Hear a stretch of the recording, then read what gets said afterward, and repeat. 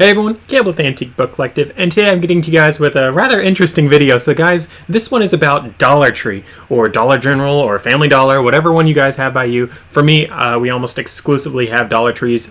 We just now started getting some Dollar Generals near us, so I mean, we're moving up in this world, but it's almost only Dollar Trees by us. With that said, Dollar Tree is now a $1.25 tree, but that just doesn't have the same ring to it. But with that said, guys, I am bringing up Dollar Tree for this video because, well, if you can't find any books to source out and about where I normally go, sometimes people go to Dollar Tree and actually get some pretty good deals. In fact, when I was doing my Amazon KDP, sorry, not KDP, FBA business, sorry guys, KDP is when you publish books. I do that right now. I got rid of my FBA business because I just didn't like all the expenses. But when I did my Amazon FBA business, I actually did go to Dollar Tree several times, and I actually poked around, found a few books, and actually listed a few books from Dollar Tree on Amazon. But with that said, you can actually still do that on eBay as well. In fact, it's been a while now. I actually wanted to make this video over a month ago, but I actually went to Dollar Tree, saw a bunch of books for sale, and was like, it's been a while since I've checked these. I'm going to check them again. So with that said, I'm just going to show you guys a few photos of what I saw as the spread there. So here's one photo, here's another, there's another, and there's another. I'm not going to dwell too long on them because it's not that important, but at the end of the day, it was a lot of books. A lot of these were paperback books, which you most likely will see. There are occasionally hardcover books, which can be worth a little bit more, but not all the time. With that said, though, these books, I didn't scan every single one under the sun, but I did do some scanning. The nice thing about eBay is you can actually scan and search stuff by its barcode, so I just did that. So it pulls up the ISBN, of these books, which pulls up the title, which shows you the other listings. Real quick, real easy, a lot easier than doing antique books. But with that said, there's probably not as much money in it. So with that said, I did spend, I want to say something like $12 on books, whatever that maths out to be. So actually, let's see if $12 even can be divided by 1.25. It cannot, so I don't know what I spent. Let's say $15. I think that one can be divided by that. It's not too important though. I didn't spend a whole lot of money, but I did buy several books. These books were actually large print puzzle books, so these would be things meant for like seniors. And guys, seniors, they like doing their puzzle books. I mean, we all know that old guy who's always on like the newspaper, getting all the newspaper trash cans so he can do the crosswords. Old people like doing those. In fact, there's plenty of young people that like doing it as well, but the large print ones are usually geared towards the older generation. With that said, though, it's been a little over a month since I did it. Since I bought these books, I was like, well, let's do it as a little trial run. Let's see how it does. I haven't sold one of them just yet, so yeah, it's a bit of a loss.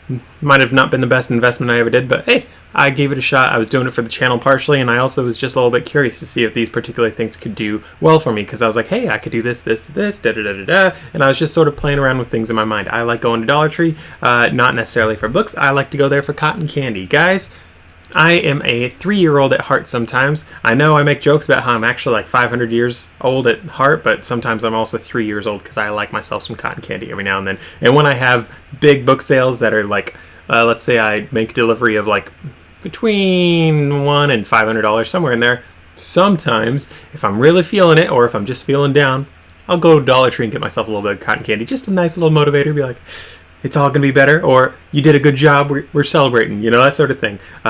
I will admit that I am self-medicating with cotton candy every now and then. I am fine with that, though. I don't think I've gained too much weight about it just yet. But with that said, though, guys, that is something that you can do in your own business. You can actually go to Dollar Tree. You can try to find some things that may or may not do well. Do not put all your eggs in one basket. For me, I bought these puzzle book things, which were, I want to say, crosswords or word searches. I don't really care. Something along those lines. But they haven't sold still, and I didn't spend too much money on it, but I spent enough that it's like, it's a bit of a bummer that they haven't sold. Obviously, I've covered that expense with just like 1 or 2 normal book sales, so it's like, I don't care at all. But it is something to just it's not fun to buy inventory that does not move. And the profit margins on these particular ones, I think I was going to make like, I'm going to say 60 cents when everything was said and done of profit for these things. So it wasn't really a moneymaker. It was just something I was testing out for you guys. But there are occasionally some really good things at the Dollar Tree that can make you guys some really good money. Bibles, While the Bibles they normally have at Dollar Tree are usually on the lower end of things, Bibles sell left, right, and center, and you can actually make some pretty good money flipping those potentially. There are a lot of other books that they have there. There are children's books. There's like the most recent novels, like tons and tons of things. It's like the rest of Dollar Tree, at least for me, guys. The inventory is always shifting, always changing. You can never be guaranteed. So for me, I'm never guaranteed. There's cotton candy there, so I always end up crying half the time because they don't have it.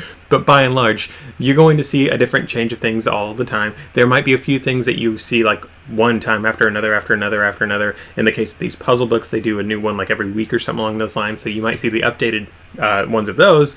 But for all the other things, odds are they're going to change a good amount. But with that said, though, guys, that is something you can definitely do. So be sure to check out your local Dollar Tree, or I think there's a $5 and under store, that sort of stuff. Just check those little bargain bins. In fact, I've mentioned this wonderful grocery store in the past. It's called Winco. It is specific to the Northwest United States. Winco is WINCO, which stands for basically all the states that it's in. So Washington, Idaho, Nevada, California, Oregon. There you go. Winco. Nice and simple. You actually know where you're going. It's the best grocery store ever. It was actually something I actually lived in Hawaii for a little while, guys.